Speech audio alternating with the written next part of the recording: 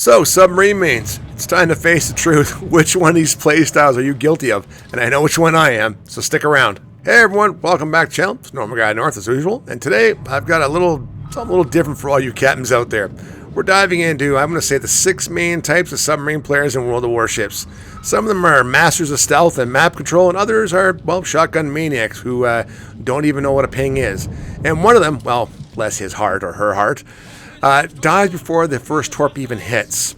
This video is all in good fun, but if you've played subs or against subs, you'll recognize these players instantly.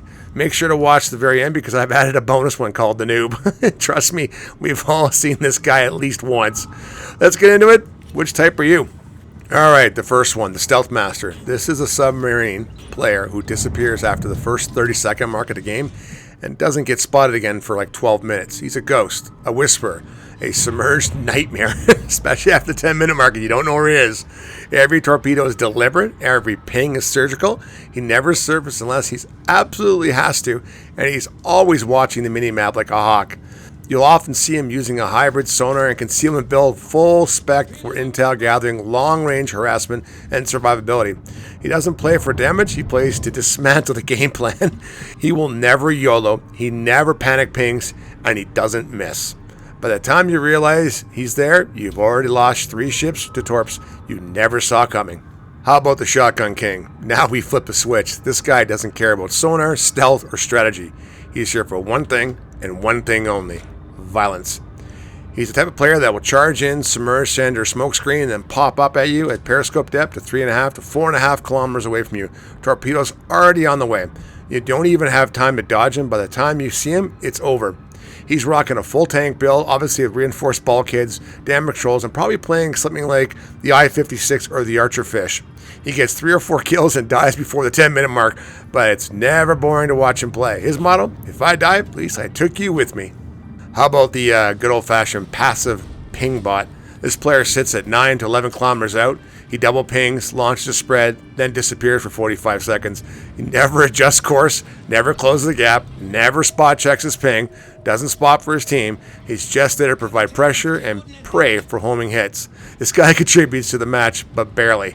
Maybe he gets 40, 50k damage if people don't dodge. Maybe he lands a kill on a 3,000 HP cruiser who wasn't paying attention. Let's be honest, he's not winning games, he's farming battles. No risks, no reward, no impact. This is the minimum effort submarine player, and he's most likely playing British submarines, and while it's safe, it's not helping your team win. How about the mind gamer? Ah yes, the 4D chess player.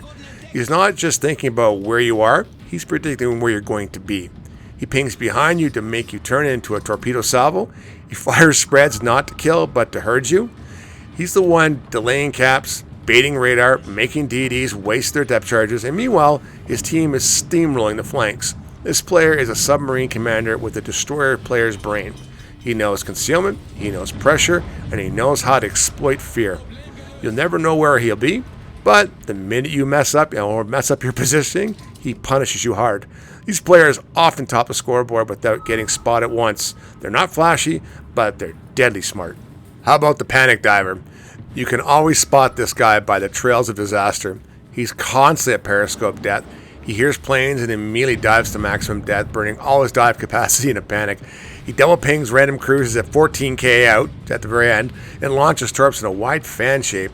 And when he gets spotted, he immediately surfaces in front of an enemy Des Moines.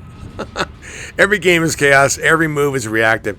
He probably has emergency dive capacity, but still runs out halfway through the match. He ends most games with maybe, 12k, 10k of damage, almost no deaths, and at least one team member in chat saying, "Why are you like this?" But we've all had our panic diver phase.